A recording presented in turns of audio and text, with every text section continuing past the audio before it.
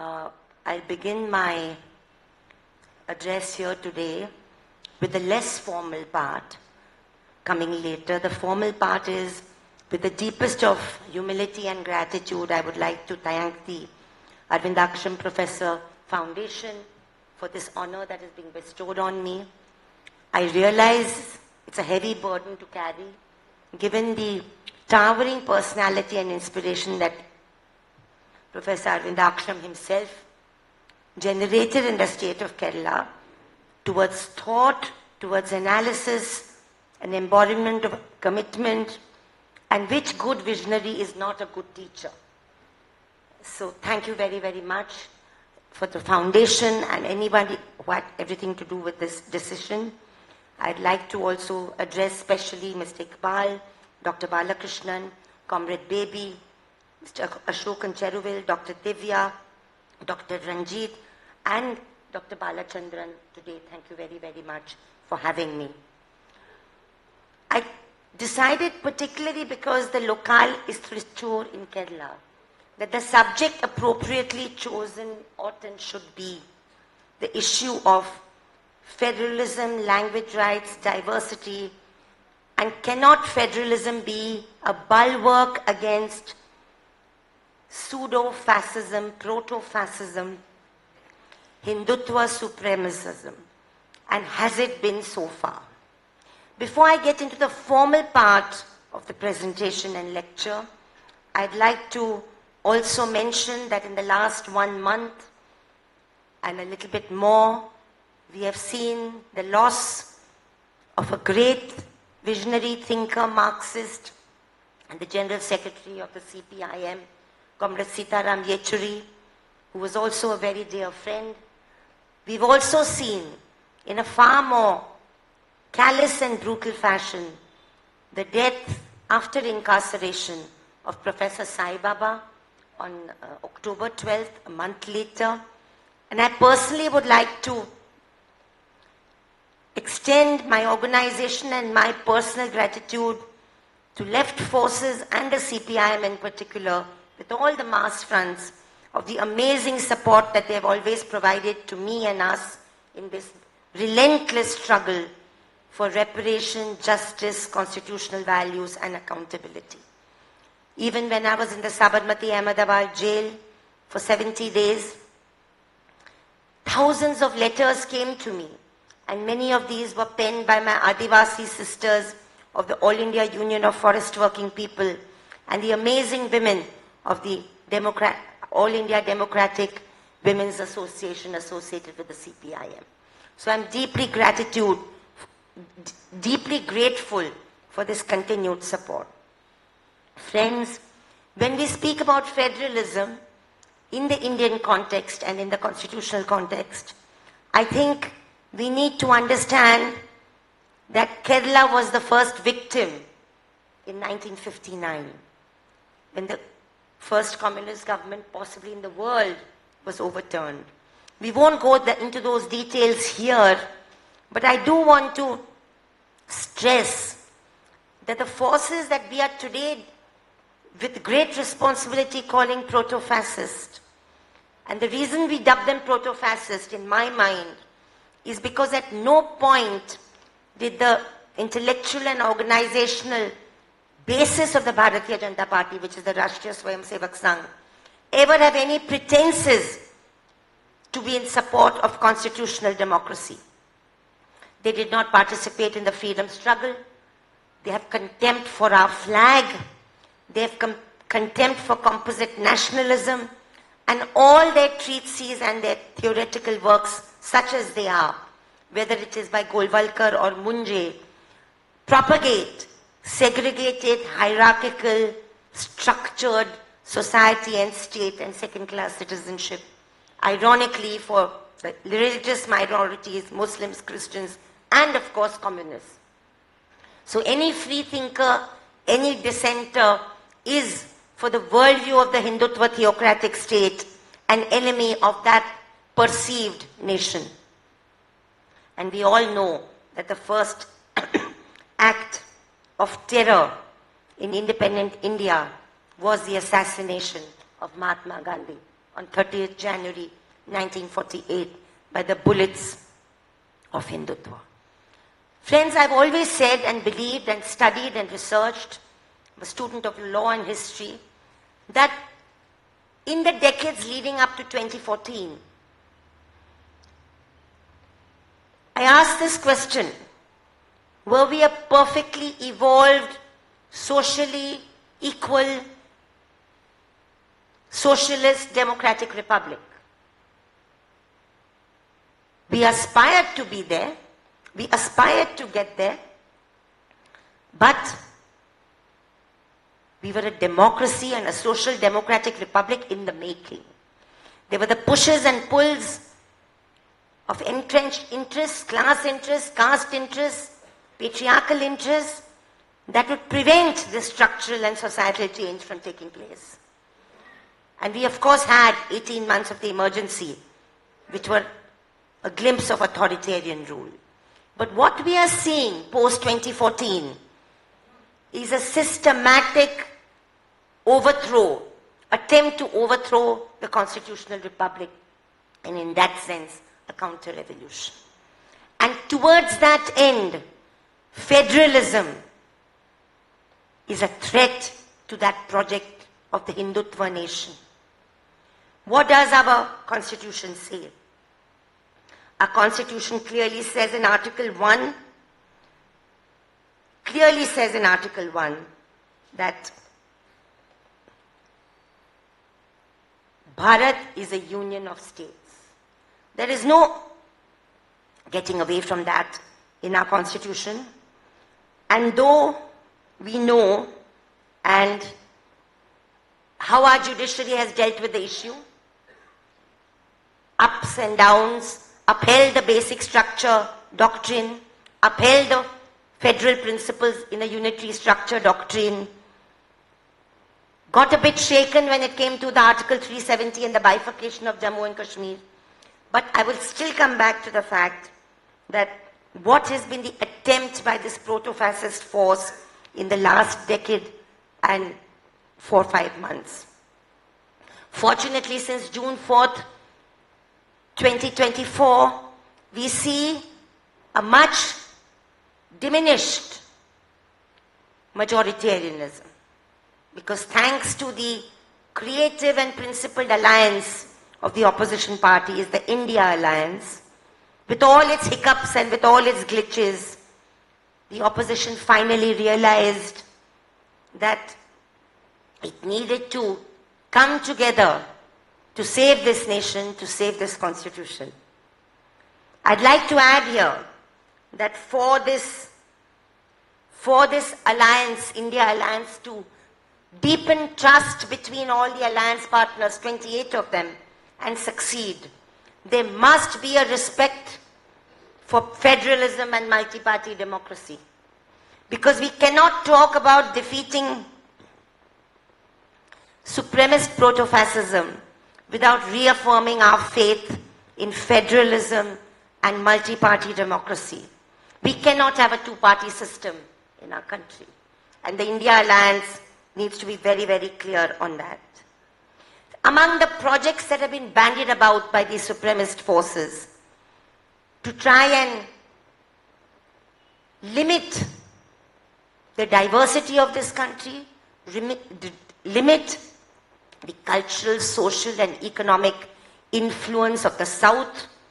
And I believe that's a very important part of the conversation, that we ask the question that Kerala has been asking, Tamil Nadu has been asking, Karnataka has been asking, in terms of the financial issues, in terms of the GST, in terms of the money that comes back from the center, in terms of the projects that are held up, in terms of the deliberate non-cooperation by the union in giving finance to the Kerala state, the Tamil Nadu state, in the deliberate plan of this union government in imposing the new education policy, which is not just a policy in terms of cultural hegemony and communalism, but also structurally is a problematic new education policy, which fortunately Kerala, Tamil Nadu and Karnataka have all three resisted.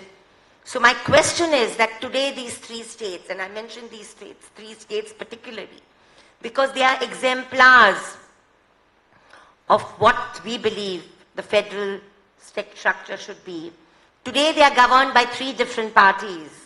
And my question is, should there not be an attempt at a kind of confederated response by these 3 states to the problems that are being faced vis-a-vis the Union? So as I said, Article 1 of the Constitution says that India, that is Bharat, shall be a union of states. The core objective of the Constitution was, as I write in this paper, to ensure the unity and integrity of the nation while at the same time performing the task of socio-economic reconstruction through democratic means. To achieve this purpose and to meet the special needs of India, the Constitution framers developed a sui generis version of federation. The Constitution incorporates federal structures, federal features, such as distribution of powers between the Union and the states. We have a concurrent list, a state list, and a central list, and an independent judiciary, ideally, for the resolution of any disputes. So Parliament, that is the center, the Union, has the right to legislate on 97 matters in the Union list. The state has exclusive power to legislate on 66 matters contained in the state list, and the concurrent list consists of 47 items.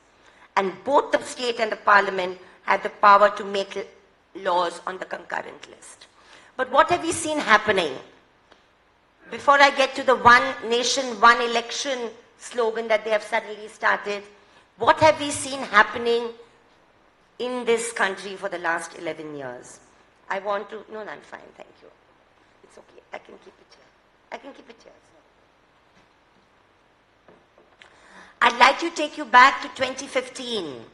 2015 when we first had 2014, the government came in, and we first had the attempt to try and promulgate a parliamentary land ordinance which would nullify the efforts of UPA 1 and 2 to actually repeal a British law.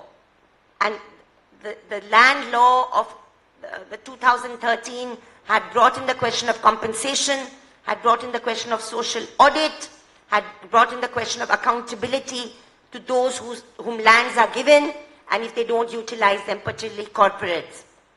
However, this government, this union government, which I have no qualms in saying is basically a union government that is transferring shamelessly public resources to private capital, and that to crony capital, tried to bring in the audience. And there was a moment of amazing opposition solidarity when all opposition parties marched to Parliament and said, we will not accept this new ordinance which is trying to overturn the old one. What did the Bharatiya Janata Party, which is the parliamentary wing of the RSS, then do? In 5 states ruled by them at the time, they ensured that they used the concurrent list on land and nullified the central ordinance. Please understand that. What did they do with the farm laws? The 3 laws that came in, again laws which they should have brought in only after consultation with the states. What did they do with the workers' bills, the code bills, all brought during the COVID-19 pandemic? They brought these laws without any consultation with the states, and they overturned 150 years of protection of the working class, which was brought in through hard negotiation.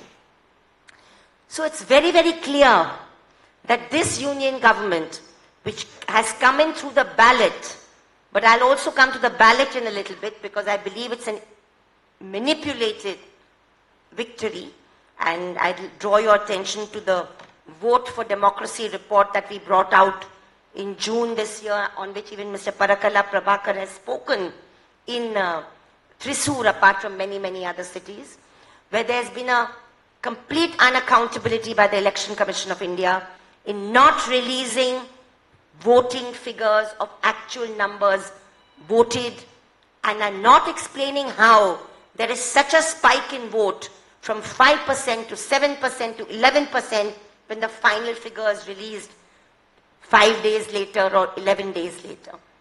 Even today we don't have an answer why no figures of the second phase of the general elections of 2024 are released. And I believe that the problem with you and I are as citizens, that with the media completely controlled by corporate sections and the media not raising these fundamental issues of institutional corrosion and not asking the Election Commission of India why they have not released these figures. And the same thing happened in Haryana a week ago. I think we are allowing our elections to become manipulated elections. And I'm signaling a warning here that if we are not careful, if the opposition parties do not take on the Election Commission and demand that actual figures are released, the Election Commission is not answerable to the Government of India. It is answerable to the people of India, and all the opposition parties represent the people of India as much as the ruling party does. But somehow there's a reluctance we find in the opposition parties to take on the Election Commission. Even about today, the elections were announced in my state of Maharashtra. By-elections in Kerala were announced. By-elections in Uttar Pradesh were announced. But nobody is asking how the Bharatiya Janata Party got to know about them one day before. And the Election Commission clearly has a hotline with the ruling party, which is completely undemocratic and unconstitutional. But coming back to how this government has functioned in the last 10 plus years, they have used Parliament, they've used their supremacy in Parliament, not for deepening debate, not for ensuring that the nuances of Indian politics and Indian culture, south, north, east and west, nuances of different ideologies, left, Dravidian, DMK, Congress, all get reflected in the lawmaking, but they have actually used Parliament to destroy and dismantle the Constitution brick by brick. So they passed a slew of laws that are anti-constitutional. They have not referred these laws before passing them to the parliamentary committee. They made a mockery of the concept of parliamentary democracy and federalism. And they have passed laws like the farm laws, like the labor codes, which actually are a death knell for federalism. So I think opposition parties need to seriously think across ideologies to form a confederation to ensure this kind of erosion of the federal bulwark against proto-fascism does not carry on. So we know that the Indian Constitution distributes these powers between the state and the center. We know Supreme Court judgments have gone up and down on the question. We know how opposition leaders, particularly some parties, have been kept on a leash by the union, by the threat of the ED, income tax, raids and jail. We have seen how human rights defenders and activists and mass movement leaders have been incarcerated. I consider myself the lucky one that I got out after 70 days. We know of many young leaders of the anti-CAA, anti-NRC agitation, Umar Khalid, Gulfisha Fatima, Miran Haider, who are still in jail for over 4 years under the draconian Unlawful Prevention of Activities Act. And I'd like to appeal to this audience and to the CPIM that the demand for the repeal of that act should intensify. A law like the UAPA has no space on our statute books. It makes bail very, very difficult. Now we have the new criminal laws. New criminal laws after the Constitution are the most important laws in the country. And again they were brought in at the sweep of a hat, without discussion, without delay. And I'm glad to know at least 3 of the southern states are examining some of the draconian provisions to see that they may actually amend them. But what is the fundamental issue of the manner in which this government is functioning? What happened when we were hit with a pandemic? Those dreaded days in March 2020, when the panic struck home and we were all asked to stay at home and Bajawa Thali by the Prime Minister. Was that not the time for the Union of India to call a meeting of the Council of States? Because eventually it is states who handle such a crisis. We know how well Kerala handled it. We know how well Maharashtra handled it.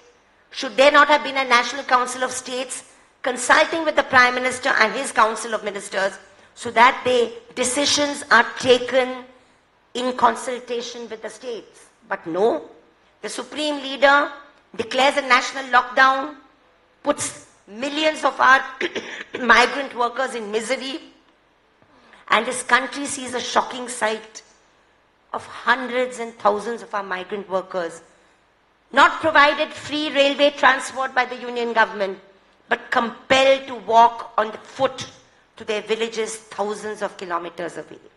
That time the middle class was slightly shamed. They felt slightly shamed. But it's very strange how quickly that middle class slips back into its callous unconcern. Over 500 lives were lost that time.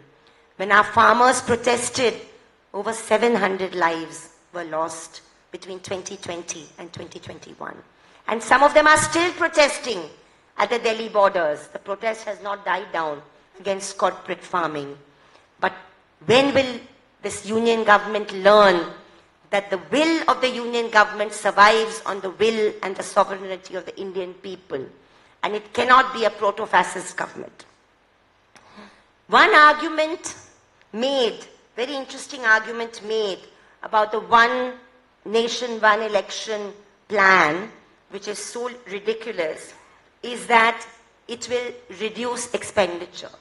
As if democratic functioning can be reduced to a Banya-like attitude about rupees and in the bank. But even if he were to stick with that for a minute, I think we should ask a question on the streets. We should ask a question in the media. How much is this government spending on its own propaganda, on tamashas like G20, on unnecessary expenditures, and how are they daring to tell us that to reinforce democracy at the local level, the panchayat level, the state level and the national level, democratic self-governance, which is the soul of the Indian Constitution, that is too expensive to hold as and when elections are due. Elections for Parliament and state assemblies are directly controlled by the Election Commission, and those for the panchayat and local bodies are being state subjects are controlled by the State Election Commission. India has 543 parliamentary constituencies, 4,033 state assembly constituencies, 87,942 urban local bodies, and 1,46,163 village panchayats, for which elections are held or supposed to be held every 5 years. In my city of Mumbai, the corporation elections, Bombay Municipal Corporation, the richest corporation in the country, has not been held for 15 years. Because the Bharatiya Janata Party knows that it will lose. And therefore they just keep postponing it by diktat. But in any way, coming back to one nation, one India, holding all these elections, I've just given you the figures.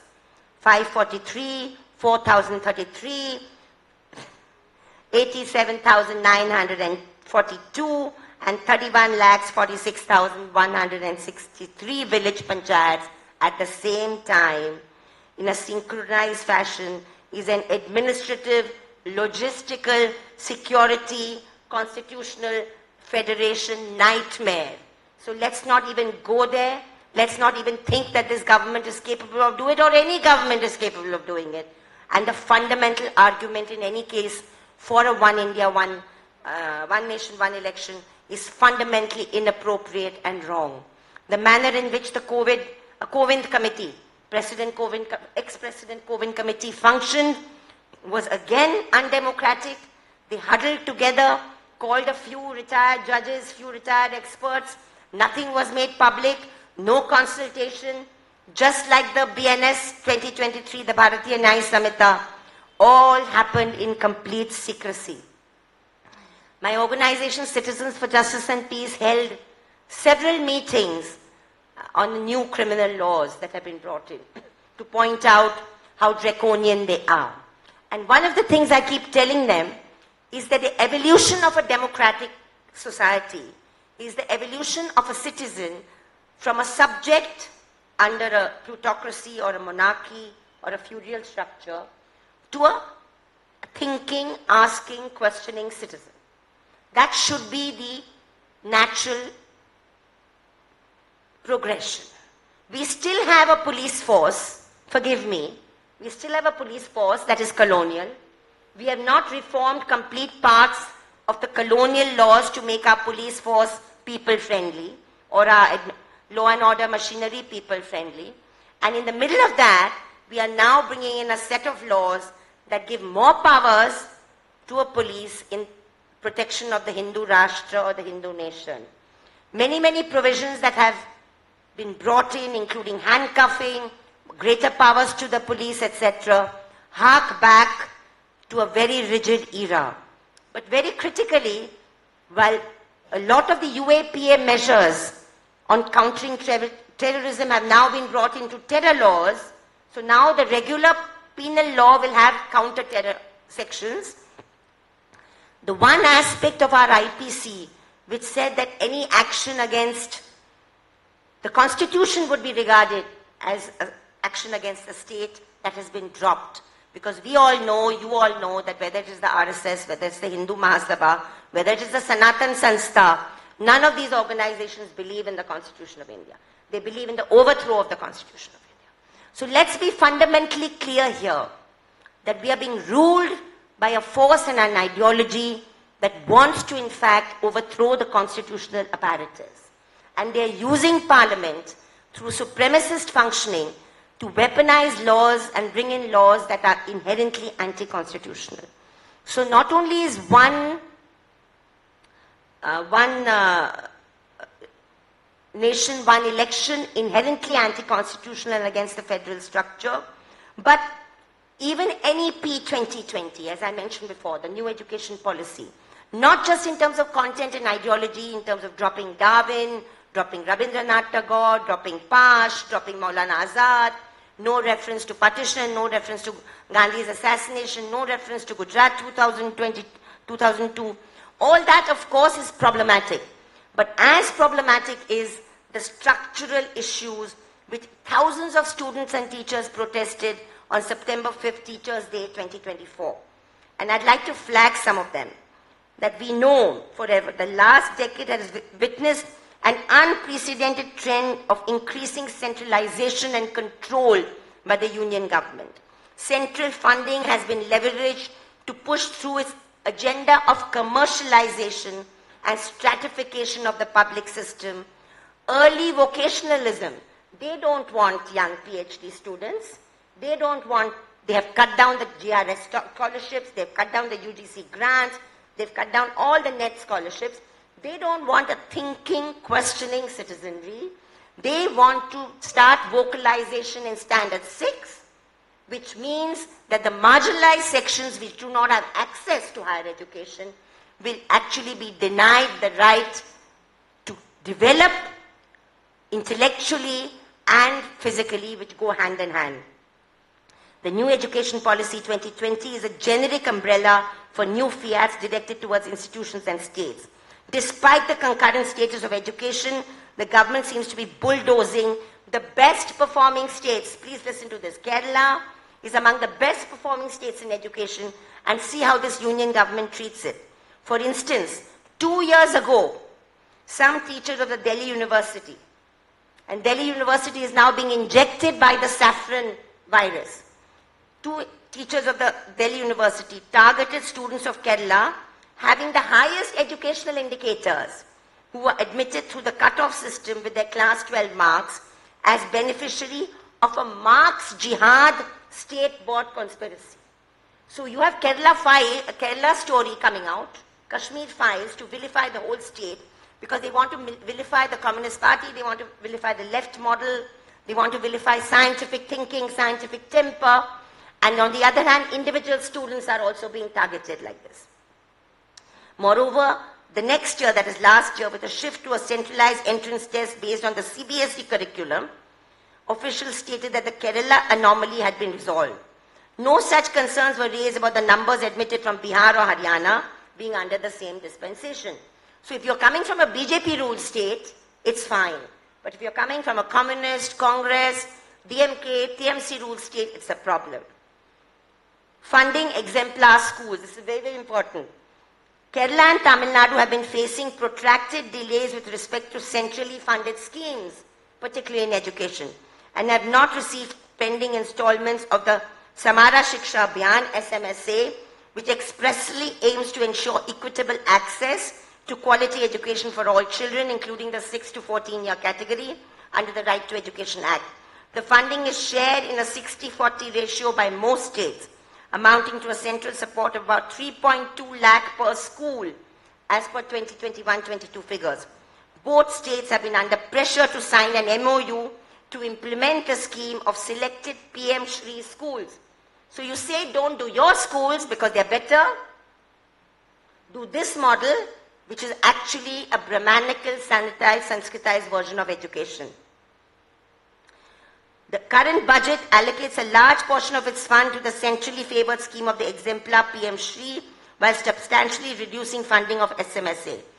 As per an analysis by the Center for Budget Governance and Accountability, the central budget allocation between the years 2029 and 2024-25, the share of funding to these schools increased from 19 to 29%, but the share of SMSA dropped from 62 to 51%.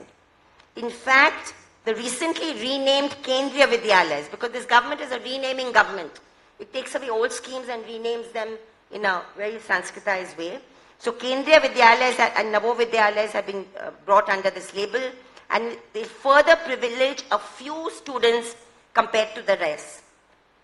Schools from states which are being brought under this exclusive centralized model will be taken away from the state boards while being subjected to an implicit and expedient seeding of the new liberal tenets of NEP. These are already pre-selected.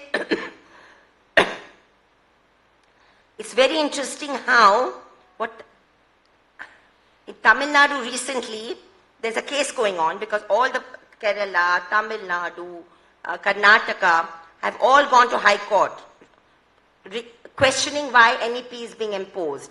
And Tamil Nadu actually argued that by making Tamil Nadu compelled to take the NEP, it was reducing not just its quality, but its commitment to cultural diversity. And I think this is very, very important. Why are languages so important? Why is culture and history so important? Why is the history of our different regions so important? And why is a concurrent list and a state list put in the Constitution? Because the Constituent Assembly realized clearly that without giving states the right to run their own schools, produce their own histories, write their own histories, you will have a completely meaningless kind of history which is quote-unquote national. Because there's no way the size of India, the diversity of India, the complete different languages and the different culture and the different histories of the struggles of the different people can ever be put into a small history or social studies text. So the only way to do it is to ensure that in Chennai and ensure that in Madurai or in Kochi, Ernakulam or Trivandrum, local history comes into the textbook, and therefore the state governments have a control on that history text. And I think the whole project of Hindutva supremacy, Hindi, Hindu, Hindustan, is to actually get at the root of this diversity of our country, which is linguistic, religious, gender-driven, language-driven, etc. And therefore I think we really need to guard against it. How do we build a movement that is a vibrant movement against this over-centralization of power in a government that is proto-fascist? I cannot go to the Election Commission report, the Vote for Democracy report, before digressing a little bit from the subject here. What have the last 11 years also seen? They have seen unprecedented hatred being legitimized. And I'm happy if Kerala is slightly immune from all this, because Kerala has a very composite social structure and social life.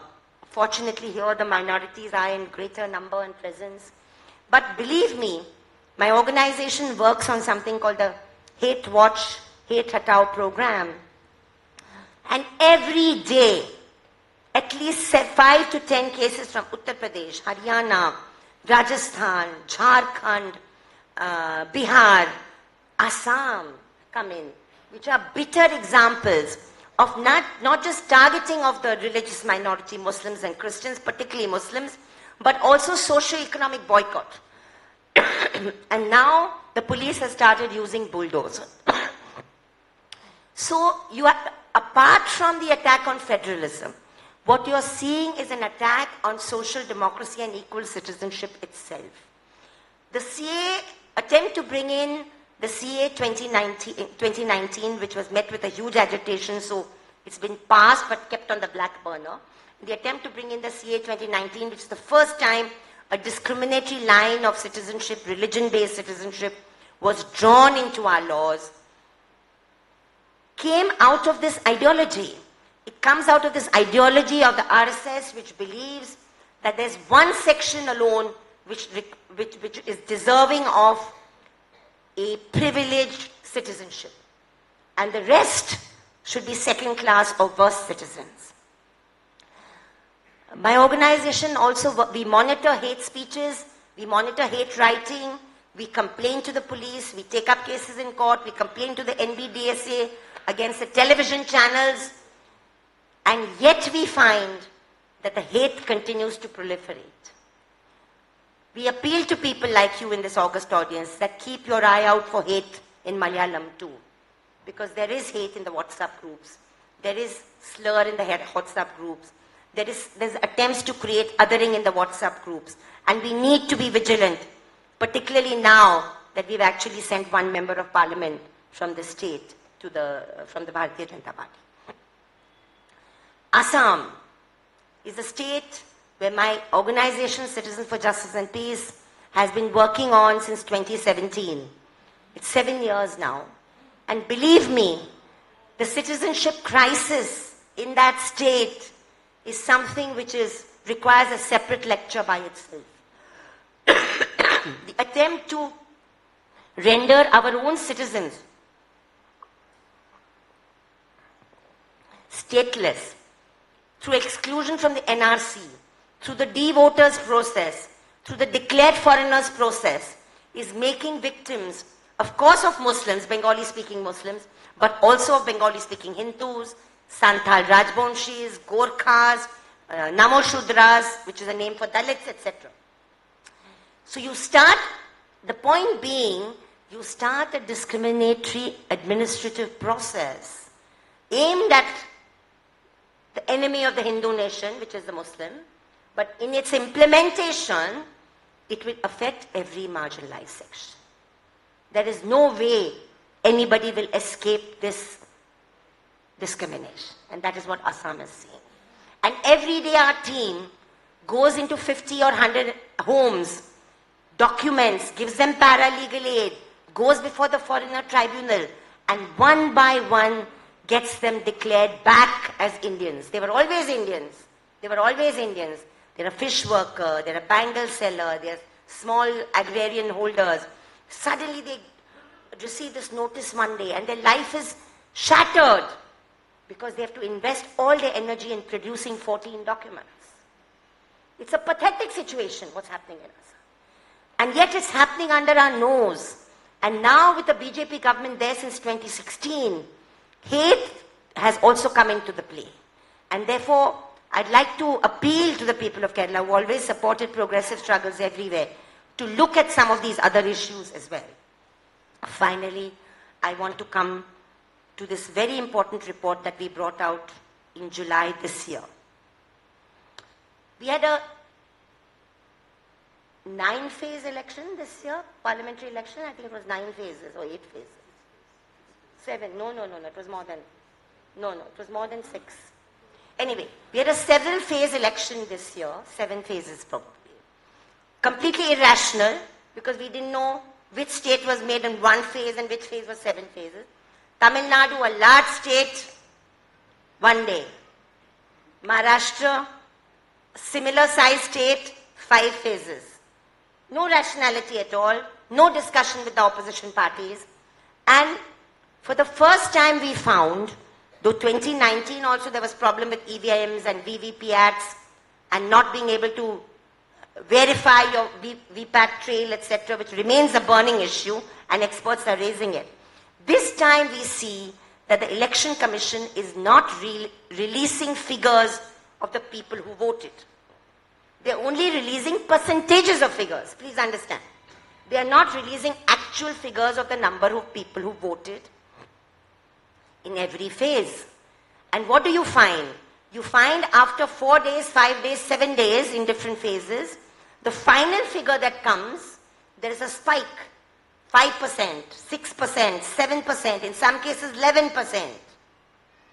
And this has meant, according to the Vote for Democracy report, an increase in votes, which we believe was for the ruling party, otherwise why would the Election Commission do it, of as much as 4,63,000 votes totally.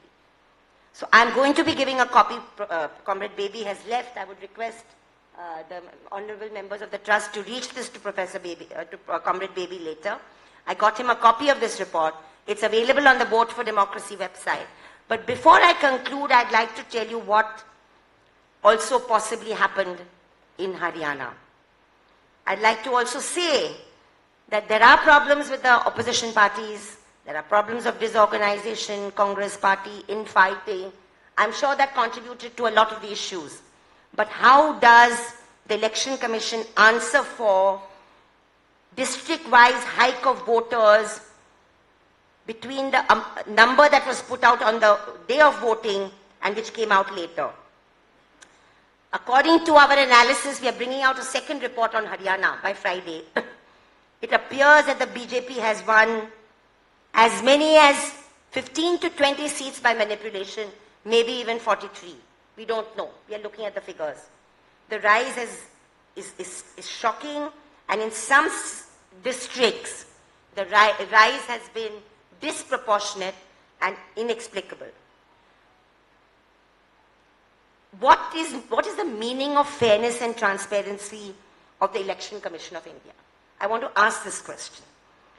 Voters are recorded at polling booths in numbers in Form 17A, which is the live register. When we go into a polling booth, we all sign, don't we? That's called the live register, that is 17A. Votes are polled in numbers, not in percentages. EVM, when closed after closure of voting, gives number, not the percentage. In Form 17C, the figures of attendance of voters in polling booth as per 17A is in numbers, not in percentage. The votes polled in EVM is recorded in numbers in Form 17C, not in percentage. Refused votes, tendered votes are in numbers, not in percentage. At counting centers, the EVM votes are taken down and announced in numbers, not in percentage. Counting is in numbers, not in percentage. Lead or trail is in numbers, not in percentage. And as such, the ECI is bound, constitutionally bound, to answer why they are not releasing figures of the constituency-wise polling in numbers. Booth-wise is in the 17C form, which some parties collect, some parties do not collect properly. We find more and more opposition parties are not being careful about getting their candidates to collect their 17C form. We know that the Bharatiya Janata Party has become like an election machine, so they are very well organized, so their 17C forms are in order. So my point is simple, that when a certain process has been established by the Election Commission, why has suddenly the Election Commission, which is now supposed to be very technologically savvy, which is using all this machinery, not being transparent about declaring figures either the same day, 11 o'clock, or latest by 1 o'clock the next day, when they've collected all the 17A figures, tallied them with 17C, and they make them available. By not declaring actual figures and only percentage figures, they are raising a huge suspicion in people's minds. And therefore, in July this year, about 12 or 18 organizations wrote a legal notice to the Election Commission raising some of these questions, but we have received no reply. Finally, I just want to share some data with you. This time in Haryana, constituency-wise percentage details were not given, only district-wise were given. Now, all this is a matter of concern and suspicion. And we are a little bit perplexed as citizens groups, voter vigilance groups, citizens groups, why the opposition parties are not raising some of these issues with the rigor that we believe they deserve. This has been a very, very critical juncture that our country is in at the present. Has fascism ever been defeated by the ballot box? Has a fascist force ever given up power easily? We have seen what happened when Donald Trump lost his second term, what happened in Washington at the White House. This time, with the reduced number that this government has got, we feel satisfied. But what if they remain in power and still continue to manipulate our democratic institutions of governance? Is this satisfaction going to last? Is this democratic pushback that we think we've achieved after June 4, 2024, semi-permanent or permanent? These are very, very critical questions that we can't run away from. And therefore, I really believe that looking at the weaponization of the laws, looking at the new criminal laws, looking at the attack on federalism, there's a desperate need for opposition parties and citizens groups, people's groups, movements to think out of the box, to build alliances, to raise issues consistently on the streets, intellectually, in state assemblies and in parliament. I congratulate the LDF government here for opposing the CA 2019, for opposing the NEP. There was a resolution passed day before yesterday, October 11th, for opposing the farm laws. But can we go a bit step further and ensure that the concerns of our farmers, the concerns of our workers, the concerns of young people, PhD students and aspiring PhD students are met with more rigor and campaigns by opposition parties, people's groups? There's a huge onus on all of us at this critical juncture where some spaces have opened up, but I believe that that could be a brief respite if we are not vigilant. I really would like to thank the Professor Arvind Raksham Foundation and the esteemed organizers once again for this opportunity. I'd like to again say a few words about Professor G.N. Sai Baba, a towering giant of a man who was virtually made victim of an institutional murder, just like Father Stan Swami was on July 5th, 2021. Sai Baba left us on 12th of October 2024. And let's not forget one more institutional murder that we don't talk about so much now. 2016 January, Rohit Vemula, a young student from the Hyderabad Central University, who's also a victim of institutional murder. And it was the students and the young people of this country who first became the vocal opposition against a proto-fascist government. Every university in this country was full of protest, whether it's FTII, HCU, Pondicherry, Assam, Kashmir, JNU, DU. There were protests happening everywhere. And all the young people who protested have had cases against them, and they are battling those cases. Long before the political opposition became vocal against the proto-fascist Rashtriya Swayam Sevak Sangh and Bharatiya Janata Party, the young people in our centralized universities and other universities had spoken up, and we owe them. We owe them. We owe the anti-CA, anti-NRC young people who are incarcerated in jail. Umar Khalid, Gulfisha Fatima, Miran Haider, and so many others who actually protested on the streets. We owe our farmers. We owe our farmers who ran the most magnificent struggle through the COVID pandemic. And we owe our workers who are subject to a draconian worker code.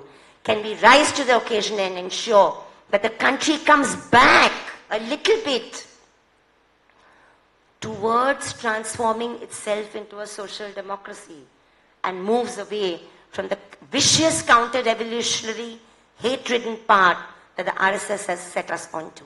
Thank you very, very much again for this opportunity.